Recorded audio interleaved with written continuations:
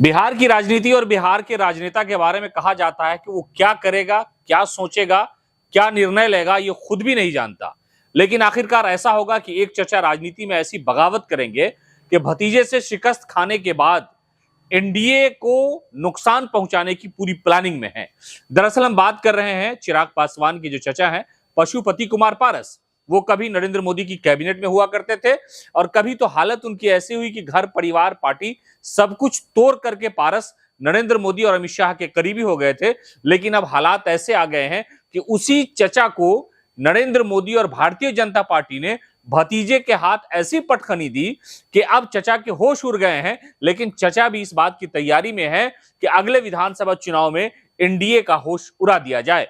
दरअसल चिराग के साथ जो विवाद हुआ पार्टी टूटने के बाद, और अब जब विवाद का अंतिम फैसला हुआ कि पार्टी कार्यालय चिराग के हवाले कर दिया गया, पारस को लगा कि अब एनडीए और भारतीय जनता पार्टी के लोग हमें दाना नहीं डाल रहे हैं। उन्होंने एक अलग चाल चलनी शुरू की है। पार्टी के नेताओं के साथ उन्होंने राजधानी पटना में बड़ी मीटिंग बुलाई और मीटिंग के बाद यह फैसला लिया गया है कि हम नरेंद्र मोदी, नीतीश कुमार यानी भारतीय जनता पार्टी और जनता दल यूनाइटेड यानी एनडीए गठबंधन के सामने पूरी मजबूती से लड़ेंगे। दरअसल पारस पूरी प्लानिंग के साथ तैयारी कर रहे हैं कि 2025 में वो चुनावी रण में अपनी कुछ कामयाबी हासिल करें ना करें, लेकिन किसी का खेल बिगाड़ दे, इस कोशिश में वो लग गए हैं। दरअसल इसी तरह के खेल बिगाड़ने का इल्जाम चिराग पासवान पे लगता है।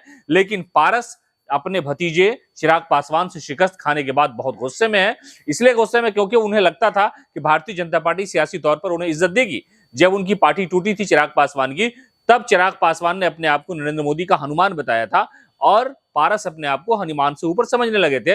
लेकिन वक्त बदले, हालात बदले, जज्बात बदले, सियासत बदली और चिराग का जो लाड प्यार था एनडीए में, वो सब कुछ खत्म हो गया। भारतीय जनता पार्टी ने चिराग को और ऊपर ले गई पार्टी, और उसके बाद पारस को अलग थलग दरकिनार करना शुरू कर दिया। और आखिरकार पारस को इस बात का एहसास हुआ कि आजकल नरेंद्र मोदी के गठबंधन में चिराग सबसे प्यारे और दुलारे नेता हैं। मेरा कोई मामला नहीं है, मेरा कोई वजूद नहीं है, मेरी कोई पूछ नहीं है।